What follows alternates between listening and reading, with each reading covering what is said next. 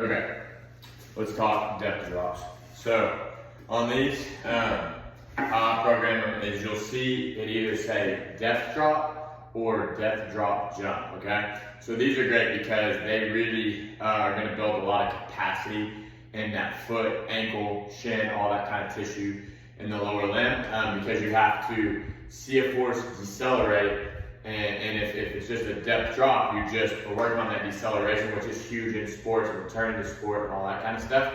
And then if I write depth drop jump, you're going to have to obviously decelerate that force, the force that's coming down, and then be able to explode and be quick and put force back the other way. So that's going to be the two, okay? So I just want to kind of explain that the progressions on this. So a lot of times I'll program it as a build-up, right? Because you want more stress over time, especially if this is more of a rehab protocol. So with that being said, let's just say that, for example, I write down that I want you doing a 6-inch depth drop, okay? I went ahead and measured stuff. It doesn't have to be perfect. If you don't have boxes that are like, this is a 12-inch box at home, then just kind of use what you have, a curve or stack books up, something like that. But I have measured these with the tape measures. So this is actually, right here, the edge of this bench is actually 8 inches.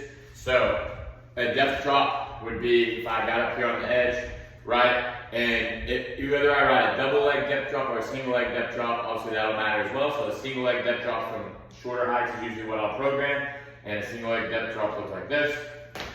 And you want to stick it on the forefoot, meaning you don't want to land on your heel, not really on your toe, but just right here on that forefoot, okay? But that would be a single leg depth drop right there off an 8-inch box, okay? Here is a single leg depth drop off a 12-inch box.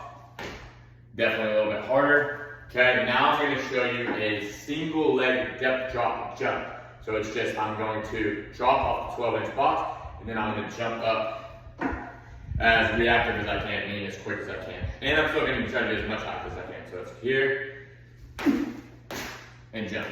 Okay, so that's your single leg depth drop jump off of a 12-inch box. This is off an 8-inch box. Okay, now I can show it off of a bigger box as well. So let me grab that real quick.